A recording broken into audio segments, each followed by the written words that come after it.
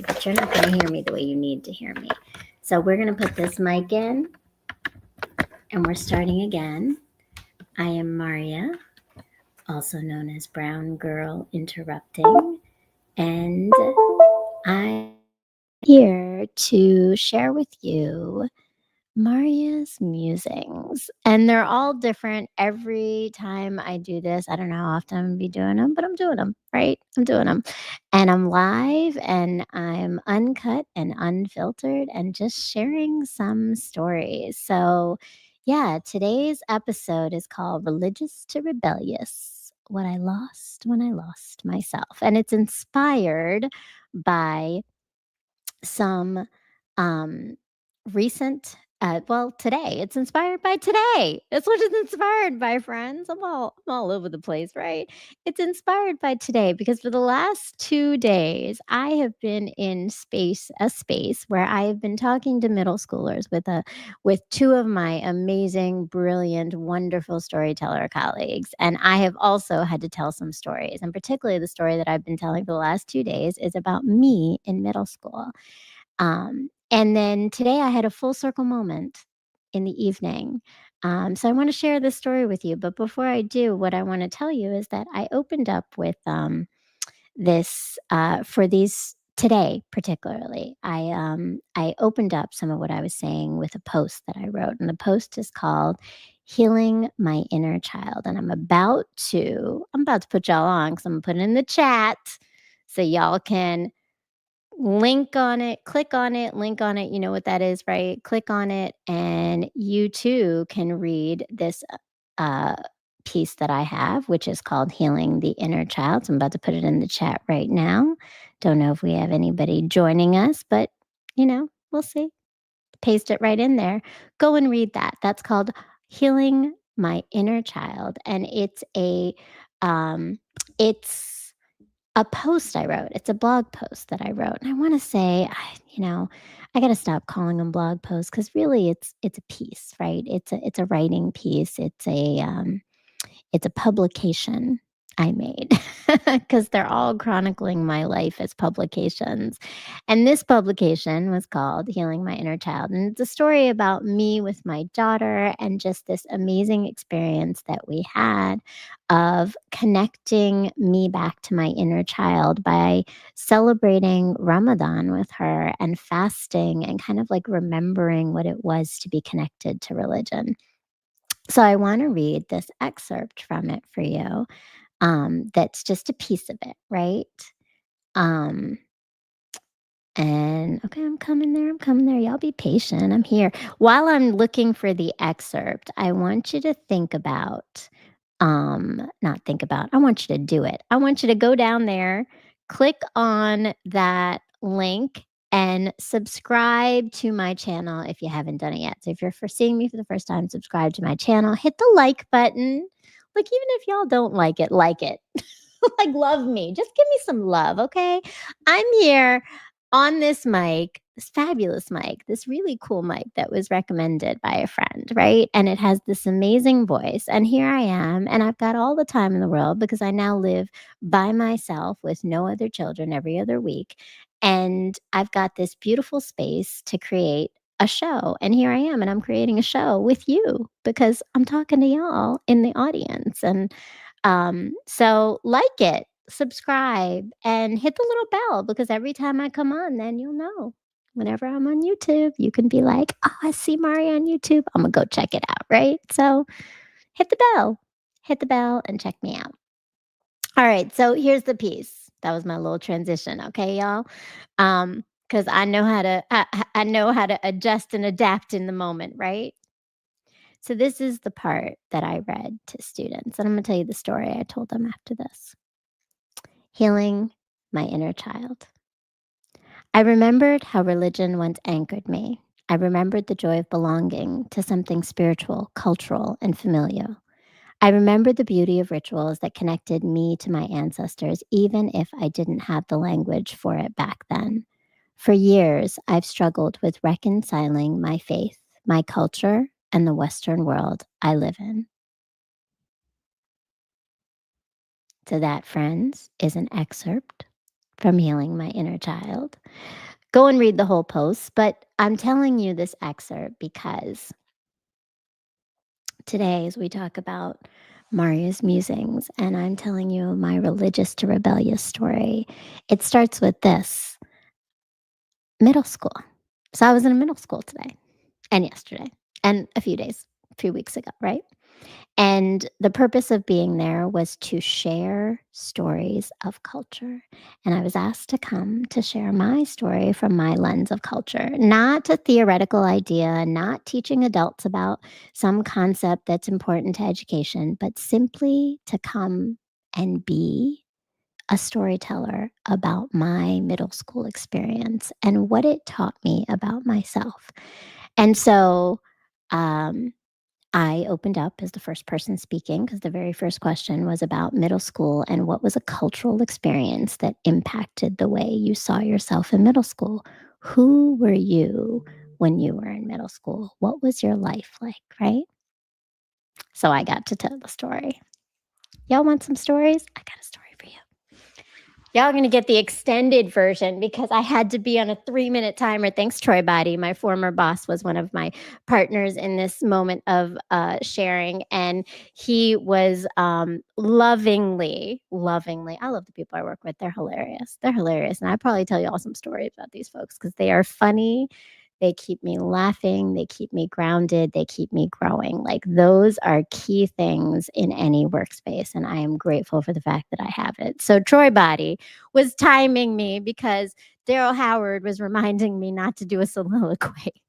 Yeah, shout out to both of y'all for harassing me in this moment. I'm telling your names because you did it. However, I'm grateful for Daryl Howard because he also got some good footage of me. And um and you know, that's the way of still, appreciating the fact that I'm a storyteller, right?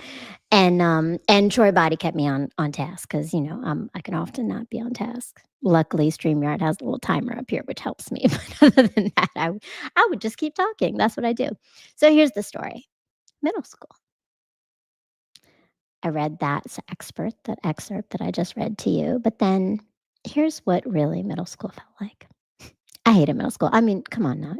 Did y'all hate middle school? Who didn't hate middle school? Middle school is the middle years, right? And then add on that 7th grade is really the middle year. So today, full circle moment, right, y'all? I was talking to 7th graders, right? So I was like, wow.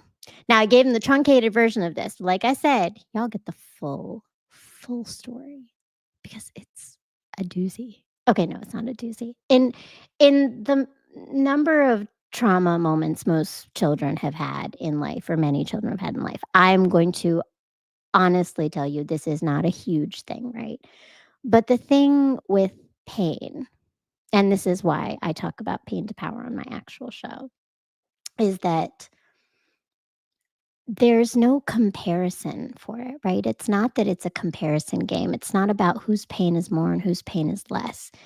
It's about how did that pain impact you? Because then it's your pain and it's your story and it's how you had to get through it, right? So, again, I said that because not everybody may think that or feel that, but I want you to also understand that I know that. What I know about my pain is that there are so many worse circumstances right now for students going on in schools. There are so many harsher things happening for kids, for adults, for people when it comes to racism, when it comes to oppression, when it comes to marginalization, when it comes to being name called. Like even when it comes to the fact that there are I mean, come on now. We're talking about an entire genocide going on, and the way that people are treating others for that, right? Like there are so many things, right? So here's my story of middle school. I was in 7th grade in 1990. All right, y'all, don't judge. I'm old. It's okay. It's fine. They didn't need the year. They didn't get the year. I just told them it was a long time ago, right? But here's the other thing that was happening in 1990, because context is important in a story, right? Saddam Hussein had just that summer invaded Kuwait.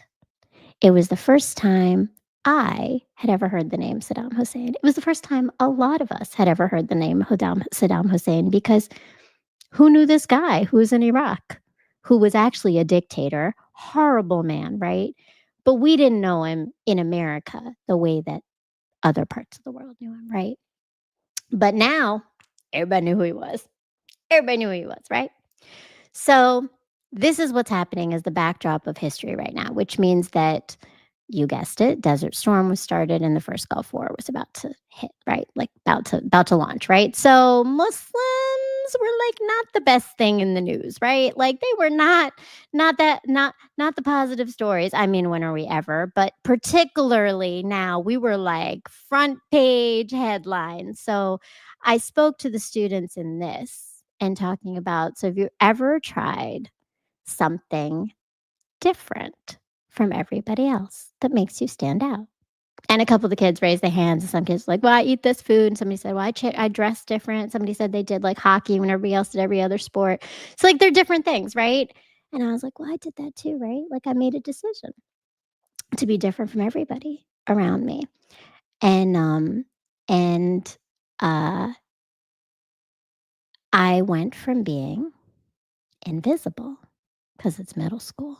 And I was just a plain Jane brown girl in the back of the classroom that no teachers knew my name really. Nobody really knew me. I didn't have a lot of friends. And so I was invisible. I was like, I blended in with the walls. For most of high school and middle school, I blended in with the walls. Um, and then I went from invisible to being hyper visible because in seventh grade, after living this life of cultural straddling, which I talk about a lot in schools and I talk about a lot in my life, and I talk about a lot on this show. Well, not this show because this is Marya's Musings, so now I'm talking about it. But I talk about it on Pain to Power, which is this idea that I've always lived in two worlds. That's why the Brown and Brown Girl Interrupting is so big for me because it's the thing I've been trying to figure out for so long. I just wrote about it, right? I told y'all I just wrote about it in Healing My Inner Child. And so I oh, now I lost my train of thought, friends. I went to being hyper visible, right? Because I decided, right? Oh, so culture. We're talking about the culture, right? So the idea of see, it's really hard. Nobody's keeping me on track here, y'all. I'm just going with the flow. So you're just gonna get Marya unfiltered and going with the flow if you still stay with me, okay? um, but what had happened was that I had been like cultural straddling, right? I had been living in two different worlds, which is that I'm a daughter of immigrants and my parents are Muslim. And more than ethnicity, culture for us was religion, still is. Biggest thing for my family.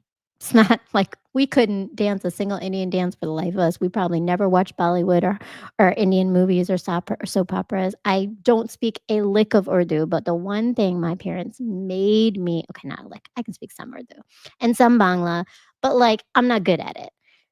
But the one thing that was solid in my parents' life was religion. Religion. And there's a story behind that because religion saved both of them. I know that. It grounded them. It was their peace. And so they expected their children would also have that same peace with religion.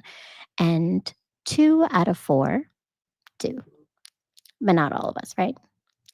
So that's why it's religious to rebellious, y'all. That's the story because it clearly took a turn. Um, but it got there on its own, right? So culture for me was that I was 5 days a week in an American white school with a whole lot of white people because I lived in Bethesda, Maryland, and went to Bannockburn, Pyle, and Whitman, the whitest of whitest schools. We actually have it because at the time, yes, I was brown, and I did go to Whitman. However, the narrative of that school, and I'm sure maybe I'll get some slack for saying that, but it's the narrative of that school, and that narrative is not just one that I know because of hearsay, it's when I lived, okay? So I lived in that white world, and I didn't fit into it, ever. Um, and so in Pyle, when I was in 7th grade, living in this world, right? Um, 5 days a week I was there, right? Invisible, just to blend in with the walls. And then on the weekends, from the time I was little, every Sunday we went to Sunday school where my father was a big part of the community, like one of the pillars of the community is the Cosme family. And my mother was a Sunday school teacher. And we went there every Sunday. And then we started to go there on Friday nights because there was a Muslim youth organization. So Friday nights, Sunday nights, and then sometimes we had camps there and there were overnights. And then I was learning things there. So I had this whole other community that was Muslim. And I was steeped in Islam and I steeped in religion. So in 7th grade, I felt like, I think I want to start covering my head and wearing hijab. And nobody was like, no, don't do it. So I did it, right? Now I'm going to say, I didn't do it frumpy. I did it Marya style. So, I had to have it real cute. I held it back. I mean, look, I got pictures of it. I'll show y'all one day, but I have pictures and if any of y'all have pictures of me and remember those moments, right? I always had it back, like pulled back. It had like a little twist over the side. They always matched my outfit. Like it was a thing. I made it a thing because I was like, I'm going to look good, right? I did.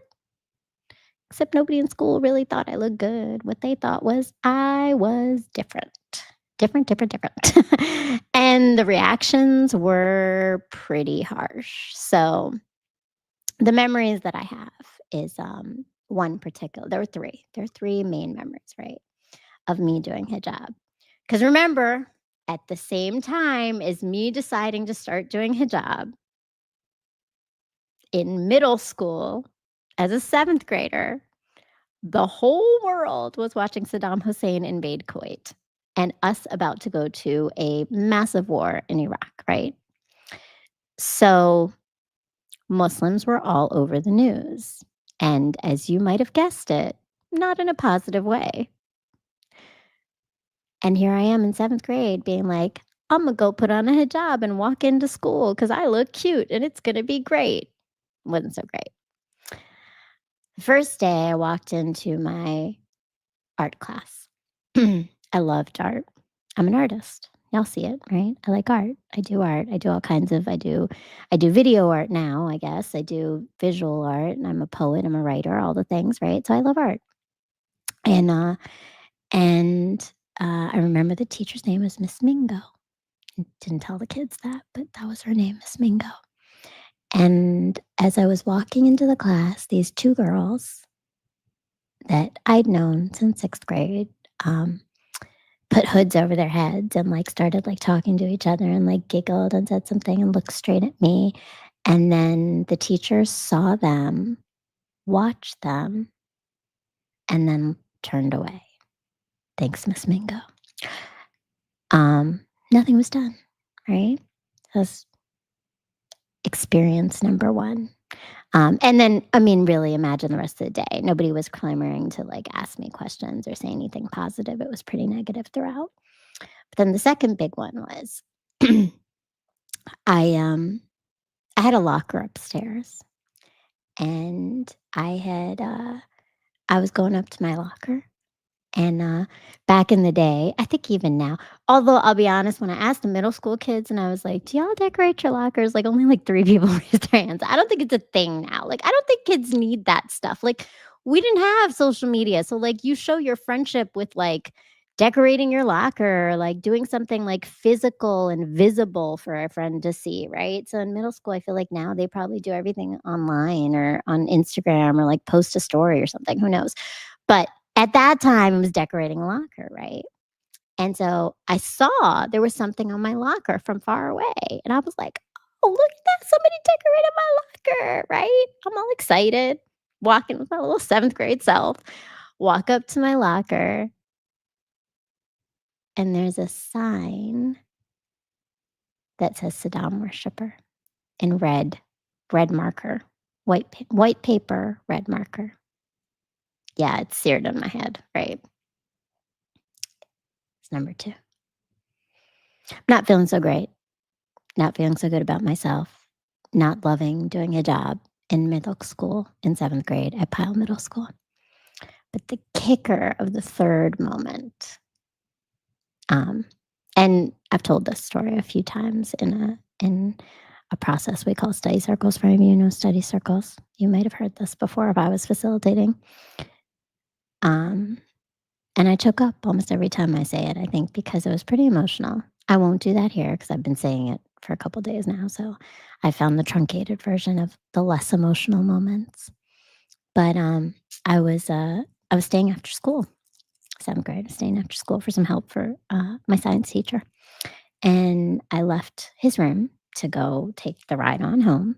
And I get to the hallway and I see two boys from my English class. And one of them is on one side of the hallway, and one of them is on the other side of the hallway. And they start to like close in on me and they start to actually like kind of like stop me from being able to go anywhere. And I'm like, what's going on here? And and then one of them grabs my backpack, the other one grabs my hijab, and they throw them in the trash and they ran. I was like, damn, that was a sucky moment. Like I I felt helpless and so vulnerable. And even though I had just been doing hijab, right? Like I felt naked, like strangely naked, right? And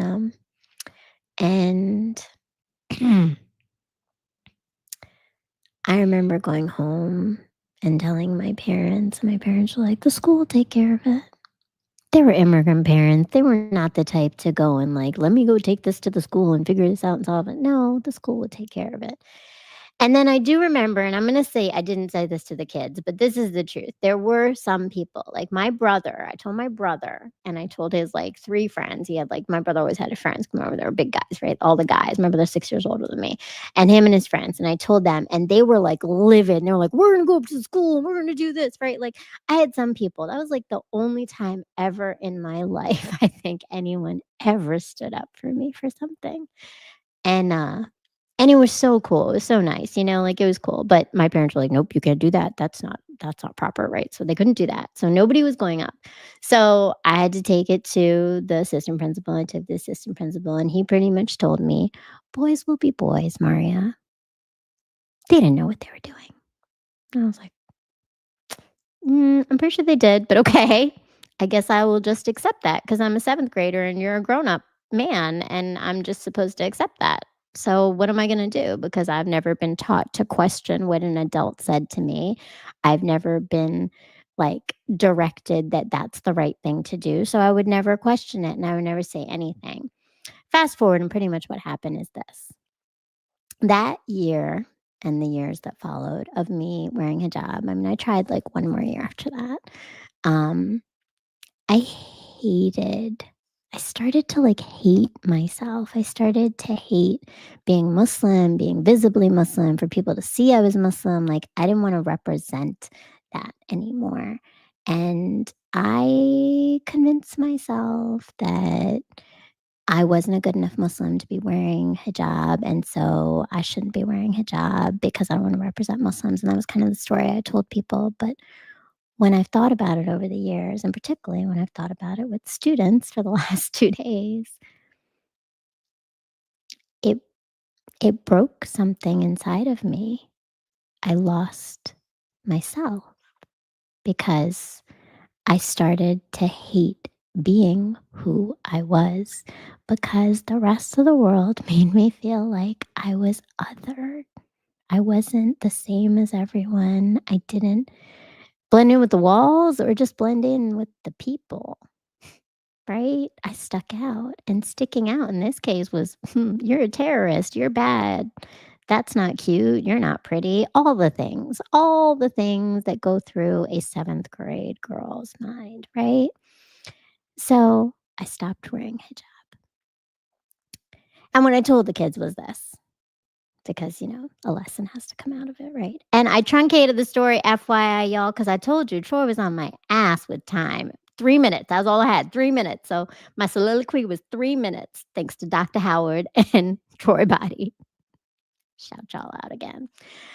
Anyways, so I told the kids that, um, 1, I started to hate myself, right? I started to dislike myself. I didn't want to be a part of the culture that I was a part of, and I sacrificed it. But 2, I wish someone had stood up for me. I wish there were kids who had stood up for me. I wish there was an adult who would have had my back and supported me. I wish that someone had made me feel like I was a good thing to be who I was and to do what I did and not to feel so isolated by the decision. And no one really did, right? And it's so crazy because you know what the question is? The few times the kids have asked me a question, but the few kids have asked me, they're like, so did you find your friends who like you could then like be yourself with? And I was like, not in middle school, y'all. Not in middle school. That shit didn't happen until high school. I didn't say that. But you know, I was like, nah, I wasn't in middle school. I wasn't in middle school, right? But then uh so anyways, my full circle story is this moment. So I said that to middle schoolers all day, and I've been thinking about that story all day. And then tonight, I went to a event that I was supporting that was understanding Muslim students, and it's a course that's going on in Montgomery County right now for students, for adults to understand their Muslim students, right? And one of the things that they featured was a panel of 5 students from Montgomery County, all high school girls, and 4 out of those 5 students were wearing hijab. And the questions that were asked were about their experiences in school. And as they were standing on that podium and they were sharing their stories, they were saying very similar stories to mine. My friends pull my hijab off. Kids call me a terrorist at school. Sometimes the teachers might say it too in some passing, in some way. I feel othered, like all the things that 35 years, God damn, I'm old, but that's it, 35 years ago, I was experiencing in 1990. But the difference is they all sat there wearing their hijab, the 4 of them, right? They were wearing their hijab. And the one who wasn't because she doesn't do hijab. So absolutely no judgment. They were all amazing students. They were all so vulnerable. They were brilliant. I am so proud and impressed and like, you know, just in awe of their bravery and their ability to share their stories with adults. It was a bunch of adults sitting in the room, right? That's intimidating for a bunch of high schoolers, right? But they're leaders. They're leaders. And but they were all wearing their hijab, all 4 of these girls. And I was looking at them like they kept it on. They're going through the same stuff, but they kept it on. And at the end of the evening, I walked some of the girls down. I walked one of the girls down. She's a junior. And she was like, I don't know why we started talking. We were just talking about life and stuff. And she was like, you know, sometimes it is really hard and I just want to take it off. And I was like, how long have you been doing it? She's like, since kindergarten.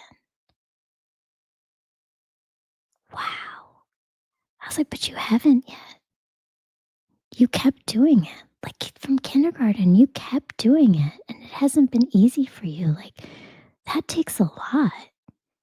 I'm really proud of you for that. Like, you know, I just met you, but I'm really proud of you for that because it just, it was, right? It was really, really cool.